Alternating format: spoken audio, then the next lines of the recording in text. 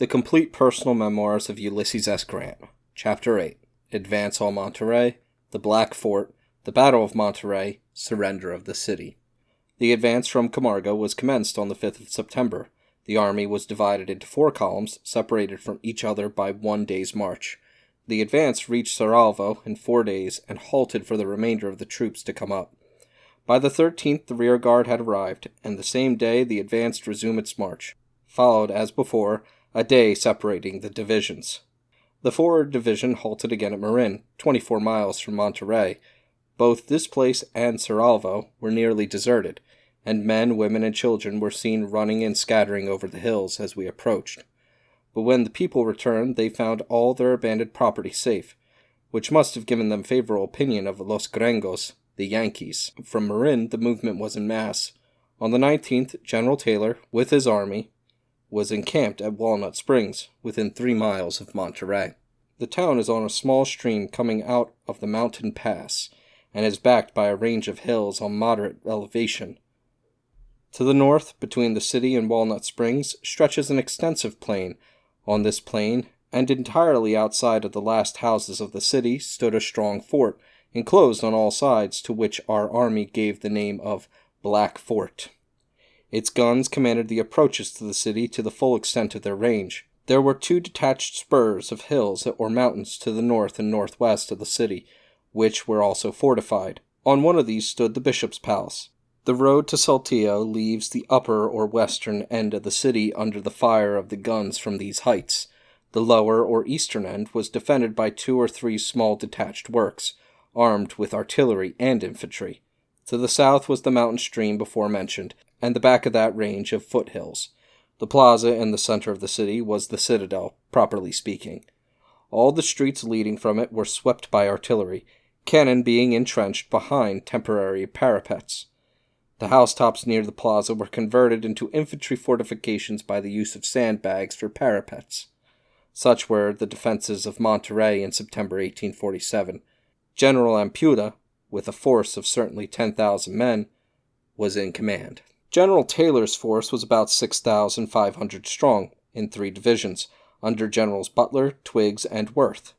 The troops went into camp at Walnut Springs, while the engineers' officers, under Major Mansfield, a general in the late war, commenced their reconnaissance. Major Mansfield found that it would be practicable to get troops around, out of range of the Black Fort, and the works of the detached hills to the northwest of the city, to the Saltillo road.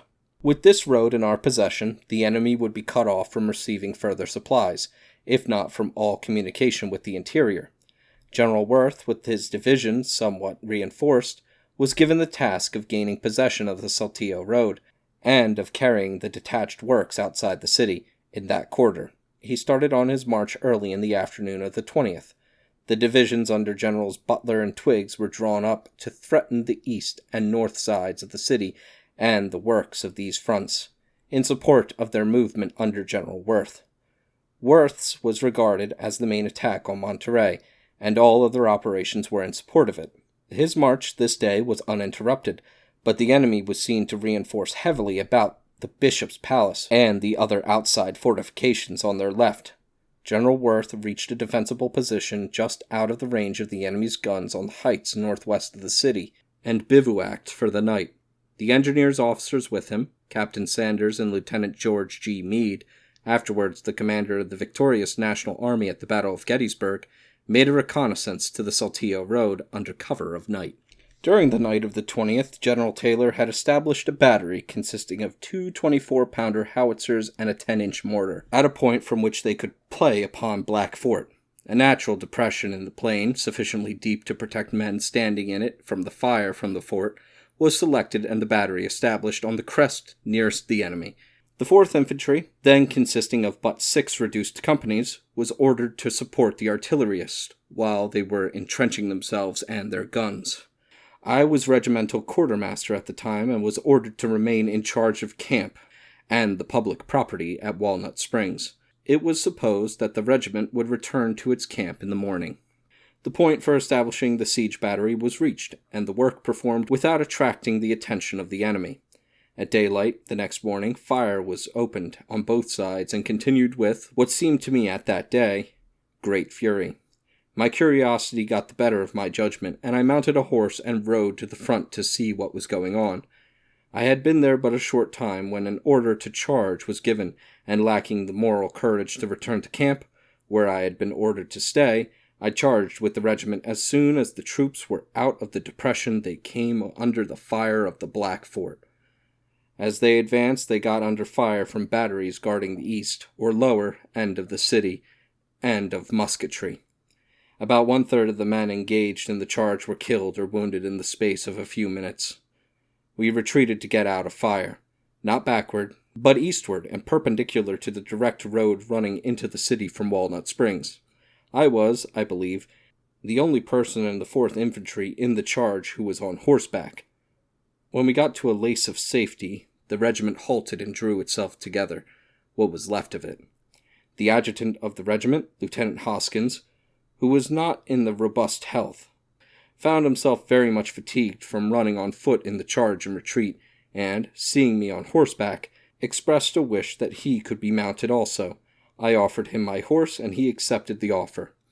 A few minutes later, I saw a soldier, a quartermaster's man, mounted not far away.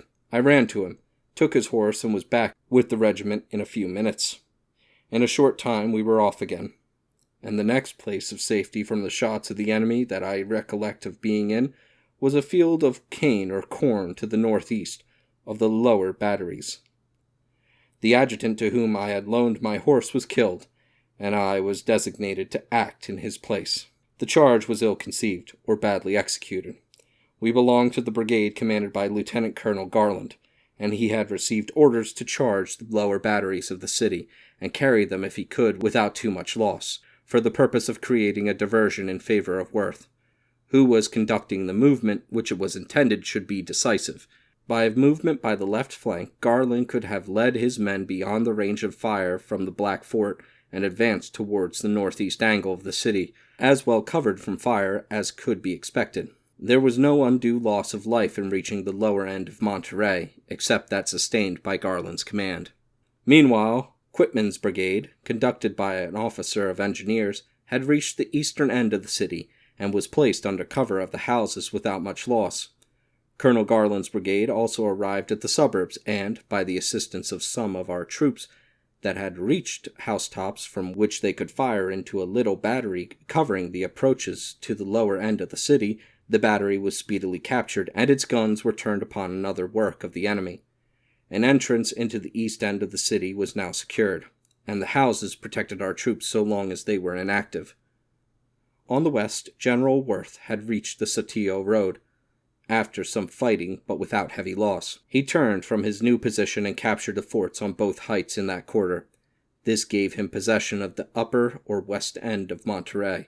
Troops from both Twiggs and Butler's divisions were in possession of the east end of the town, but the Black Fort to the north of the town and the plaza in the center were still in the possession of the enemy. Our camps at Walnut Springs, 3 miles away, were guarded by a company from each regiment. A regiment of Kentucky volunteers guarded the mortars and howitzers engaged against Black Fort. Practically, Monterrey was invested. There was nothing done on the 22nd by the United States troops, but the enemy kept up a harmless fire upon us from the Black Fort, and the batteries still in their possession at the east end of the city.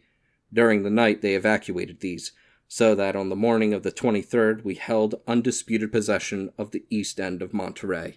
Twiggs' division was at the lower end of the city, and well covered from the fire of the enemy, but the streets leading to the plaza, all Spanish or Spanish-American towns have near their centers a square called a plaza, were commanded from all directions by artillery.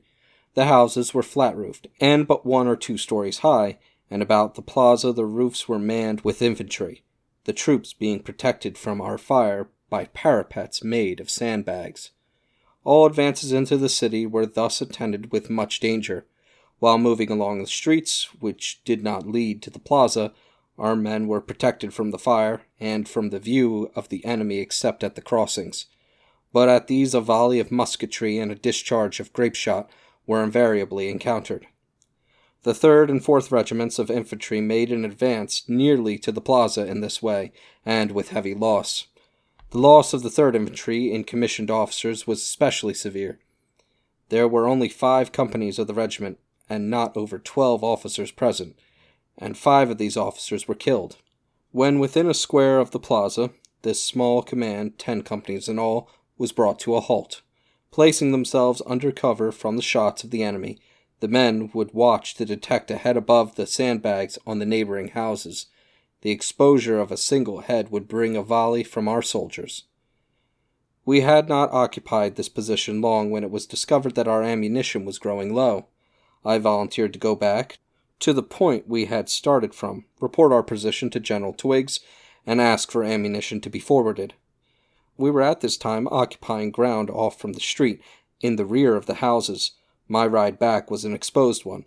Before starting, I adjusted myself on the side of my horse, furthest from the enemy, and with only one foot holding to the cantle of the saddle, and an arm over the neck of the horse exposed, I started at full run. It was only at street crossings that my horse was under fire, but these I crossed at such a flying rate that generally I was past and under cover of the next block of houses before the enemy fired. I got out safely without a scratch. At one place on my ride, I saw a sentry walking in front of a house and stopped to inquire what he was doing there. Finding that the house was full of wounded American officers and soldiers, I dismounted and went in. I found there Captain Williams of the Engineer Corps, wounded in the head, probably fatally, and Lieutenant Terrett, also badly wounded, his bowels protruding from his wound. There were quite a number of soldiers also. Promising them to report their situation, I left, readjusted myself to my horse, recommenced the run, and was soon with the troops at the east end. Before ammunition could be collected, the 2 regiments I had been with were seen returning, running the same gauntlet in getting out that they had passed in going in, but with comparatively little loss. The movement was countermanded, and the troops were withdrawn. The poor wounded officers and men I had found fell into the hands of the enemy during the night, and died. While this was going on at the east, General Worth, with a small division of troops, was advancing towards the plaza from the opposite end of the city. He resorted to a better expedient for getting to the plaza, the citadel, than we did on the east. Instead of moving by the open streets, he advanced through the houses, cutting passageways from one to another. Without much loss of life, he got so near the plaza during the night that before morning, Ampudia, the Mexican commander, made overtures for the surrender of the city and garrison. This stopped all further hostilities. The terms of surrender were soon agreed upon. The prisoners were paroled and permitted to take their horses and personal property with them. The pity was aroused by the sight of the Mexican garrison of Monterrey marching out of town as prisoners, and no doubt the same feeling was experienced by most of our army who witnessed it. Many of the prisoners were cavalry, armed with lances and mounted on miserable little half-starved horses that did not look as if they could carry their riders out of town. The men looked in but little better condition. I thought how little interest the men before me had in the results of the war, and how little knowledge they had of what it was all about. After the surrender of the garrison of Monterrey, a quiet camp life was led until midwinter. As had been the case on the Rio Grande, the people who remained at their homes fraternized with the Yankees in the pleasantest manner. In fact, under the humane policy of our commander, I question whether the great majority of the Mexican people did not regret our departure as much as they regretted our coming. Property and person were thoroughly protected, and a market was afforded for all the products of the country, as the people had never enjoyed before. The educated and wealthy portion of the population here, as elsewhere, abandoned their homes and remained away from them as long as they were in the possession of the invaders. But this class formed a very small percentage of the whole population.